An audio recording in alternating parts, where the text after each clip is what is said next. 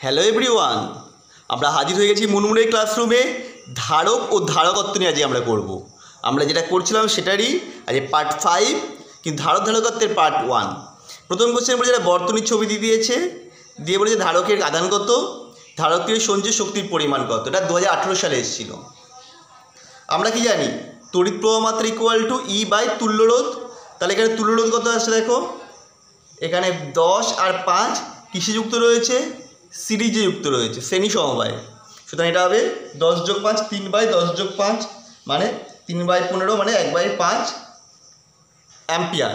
অর্থাৎ সি এর মধ্যে দিয়ে ডিসি যে প্রবাহ যেহেতু হবে না, সুতরাং সি এর দুই প্রান্তে বিভব পার্থক্য কত হবে, বিভব পার্থক্য হচ্ছে 5 × 1/5, দ্যাট মিনস 1 ভোল্ট। তাহলে সঞ্চিত তড়িৎ শক্তির পরিমাণ কত হবে, কিউ ইকুয়াল টু সিভি। তাহলে সি কত, 10⁻⁻5।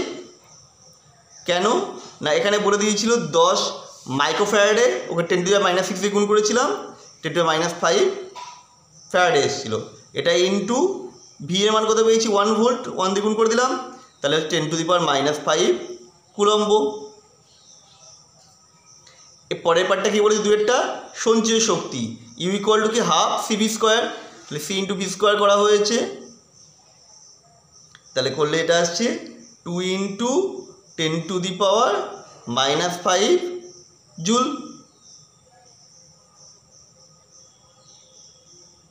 পরের কোশ্চেন,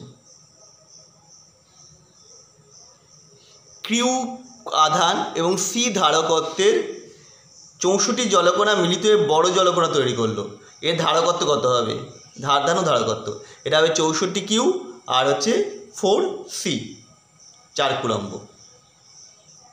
পরের কোশ্চেন, পরাবৈদ্যুতিক মেরুকরণের সংজ্ঞা দাও।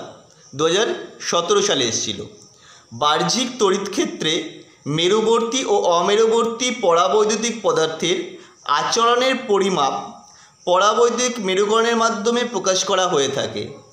কোনো মেরুবর্তী পরাবৈদ্যুতিক পদার্থের একক আয়তনে মোট দ্বিমেরু ভ্রামকের পরিমাণকে পরাবৈদ্যুতিক মেরুকরণের পরিমাপ বলে। একে পি ভেক্টর দ্বারা প্রকাশ করা হয়ে থাকে, অর্থাৎ P vector equal to limit del V tends to 0 summation of P I vector by del V. অর্থাৎ পরাবৈদ্যুতিক পদার্থের মধ্যে স্থায়ী বা আবিষ্ট তড়িৎ দ্বিমেরু ভ্রামকের ঘনত্বকেই পরাবৈদ্যুতিক মেরুকরণ বলে। পরের কোশ্চেনটা কী বলেছে, সমান্তরাল পাতধারকের সঞ্চিত স্মৃতিশক্তির রাশিমালা নির্ণয় করো।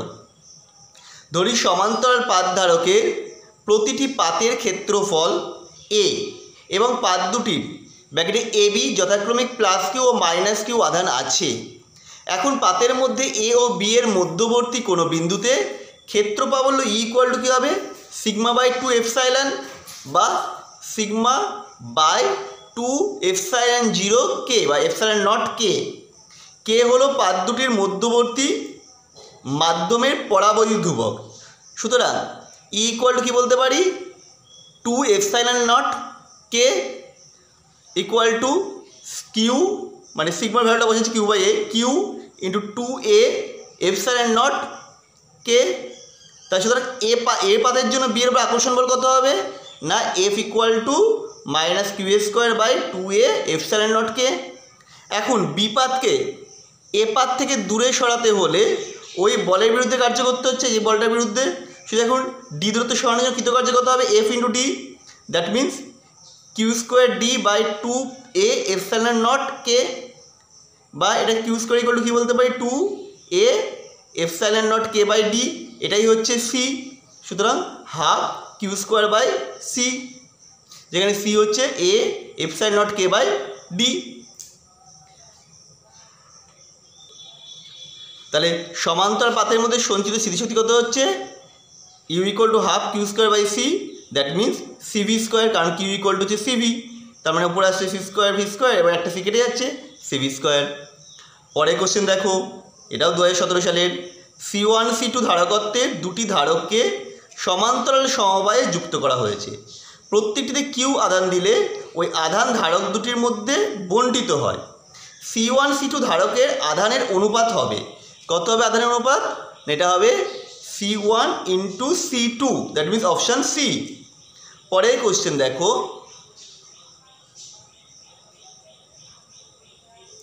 C1 ধারকত্বে একটি ধারককে ভি বিভবে আহিত করে C2 ধারকত্বে একটি অনাহিত ধারকের সমান্তরালে যুক্ত করা হলো। প্রতিটি ধারকের দুই প্রান্তের অন্তিম বিভব প্রভেদ কত? এটা হবে ফর্মুলা দেওয়া হয়েছে C1V by C1 plus C2, that means option B হবে। পরের কোশ্চেন দেখো, এটি সমান্তরাল পাত ধারকের দুটি প্রান্তের মধ্যে একটি কাঁচের ফলক ঢোকানো হলো। এর ফলে ধারকটির ধারকত্ব বাড়বে, কমবে, না একই থাকবে? এটা কি 2016 সালে এসেছিল। বলছি সমান্তরাল পাত ধারকের তো সি ইকুয়াল টু কি এপসাইলন নট কে এ। বায়ুর ক্ষেত্রে কে এর মান 1, কিন্তু কাঁচের ক্ষেত্রে কী হয়? K greater than 1। K greater than মানে কি উপরে 1 এটা বেড়ে গেল, সুতরাং যখন ধারকটির ধারকত্ব বৃদ্ধি পাবে, যাতে কে এর মান বাড়ছে, সুতরাং সি এর মানটাও বাড়বে, দ্যাট ইজ ধারকের ধারকত্ব বৃদ্ধি পাবে। তোমরা যদি এই নোটটার ভিডিও PDF পেতে চাও, আমাদের সাথে যোগাযোগ করতে পারো। আমরা সামান্য কিছু গুগল পে পাঠালে পারেই এই নোটটা তোমাদের দিয়ে দেব। একই আকারের 64টি জলের ফোঁটা মিলিত হয়ে একটি বড় আকারের ফোঁটা তৈরি করে। যদি প্রতিটি ফোঁটার আধানের মান এবং প্রকৃতি একই হয়, তাহলে বড় ফোঁটার বিভব, ধারকত্ব ও সঞ্চিত শক্তি নির্ণয় করো। প্রতিটি ফোঁটা ধারকত্ব C1 ইকুয়াল টু আর এবং বিভব V1 ইকুয়াল টু কি Q by C1, that is equal to Q by R. সুতরাং প্রতিটি ফোঁটায় সঞ্চিত শক্তি E1 equal to half C1 V1 square equal to half R V1 square. এবং যদি বড় ফোঁটার ব্যাসার্ধ আর হয়, বড় ক্যাপিটাল আর হয়, তবে কী হবে 64 into 4/3 pi R cube equal to 64 into pi R cube. কারণ আয়তনটা দুটো সেম থাকবে, 64 ফোঁটা জুড়েই তো বড় ফোঁটা তৈরি হয়েছিল। তাহলে এখান থেকে ক্যালকুলেশন করলে আসছে capital R equal to 4 small R. তাহলে বড় ফোঁটা ধারকত্ব কী হবে? C equal to 4R, that means 4C1।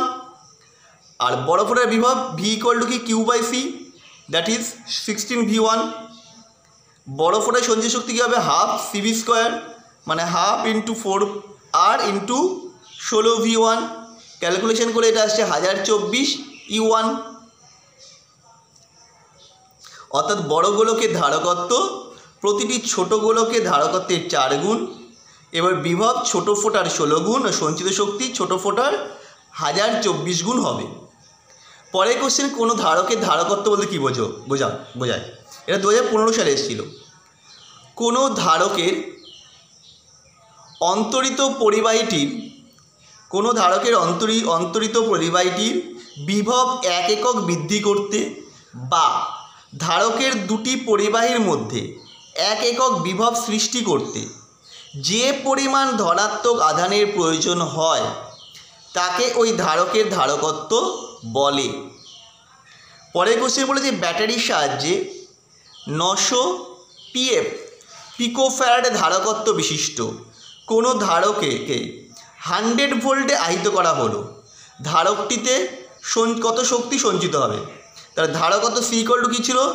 900 পিকোফ্যারাডে, that means -12 দিয়ে গুণ করে দিলাম, অত ফ্যারাডে, অর্থাৎ 9 × 10⁻⁻10 ফ্যারাডে। বিভব 100 ভোল্ট, সঞ্চিত ই ইকুয়াল টু কী হবে? Half CV square. তাহলে ভ্যালুগুলো পুট করে দিলাম, এটা করলে আসছে 4.5 × 10⁻⁻6 জুল। নেক্সট কোশ্চেন দেখো, সমব্যাসার্ধ সম আধানযুক্ত 64টি ক্ষুদ্র জলবিন্দুকে একত্রিত করে একটি বৃহৎ জলবিন্দুতে পরিণত করা হলো। বৃহৎ ও ক্ষুদ্র জলবিন্দুর বিভবের অনুপাত কত? 2015 সালে এসেছিল। এটা হবে 16:1, অপশান সি। পরের কোশ্চেন, 5 মাইক্রোফ্যারাডে এবং 10 মাইক্রোফ্যারাডে ধারকত্ব বিশিষ্ট দুই ধারককে যথাক্রমে 16 ভোল্ট ও 10 ভোল্ট বিভব দ্বারা আহিত করা হলো। ধারক দুটিকে যদি সমান্তরাল সমবায়ে যুক্ত করলে এদের সাধারণ বিভব কত হবে নির্ণয় করতে বলেছে। তাহলে সমান্তরাল সমবায়ে যুক্ত করলে কী হবে? C1V plus C two V equal to Q one plus Q two. তাহলে ভি ইকুয়াল টু কী হবে Q one Q two by Q one plus Q two by C one plus C two. এবার ভ্যালুগুলো put করে যেহেতু এটা Faraday ছিল মাইক্রোফ্যারাডে, ওই 10⁻⁻6 দিয়ে গুণ করে দিতে হয়েছে। ওই জন্য দেখো ক্যালকুলেশনটা করা হয়েছে।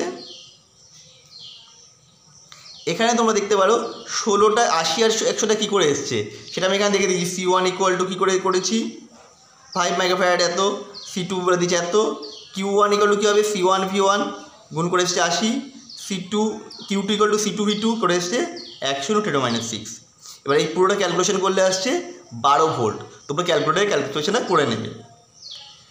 কী বলেছি একটি ধারকের ধারকত্ব C1 এবং ধারকটিতে কিউ পরিমাণ ধনাত্মক আধানে আহিত করলে কি পরিমাণ কার্য করতে হবে। ধরি যে কোনো মুহূর্তে কোনো পরিবাহীতে কিউ এবং মানে পরিবাহী আধান কিউ বিভব ভি, এই অবস্থায় পরিবাহীটিকে খুব ক্ষুদ্র আধান ডিকিউ দেওয়া হলো। এর ফলে তড়িৎ বিকর্ষণ বলের বিরুদ্ধে কার্য DW equal to DQ into V, that means V into C into DQ. তো মানে এখানে কি কেন V equal to Q by C বা ডিভি ইকুয়াল টু কী হবে ডিকিউ বাই সি, তাহলে ডিকিউ ইকুয়াল টু আসছে সি ইন্টু ডিভি, সেটা এখানে বসানো হয়েছিল। এখন পরিবাহীর বিভব 0 থেকে ভি পর্যন্ত বৃদ্ধি করতে মোট কৃতকার্য W equal to summation limit হচ্ছে 0 to V V C DV. তাহলে সিটা বাইরে বের করে দিলাম, ভি ডিভি করলে কী হবে V square by 2 equal to half CV square. এটাই আহিত পরিবাহীর স্থিতিশক্তির সঙ্গে সমান। তো আমাদের ভিডিও কেমন লাগলো অবশ্যই কমেন্ট করে জানাও, আর ভালো লাগলে অবশ্যই লাইক এবং শেয়ার করে দাও। আবার দেখা হবে নেক্সট ভিডিওতে আগামী দিনে।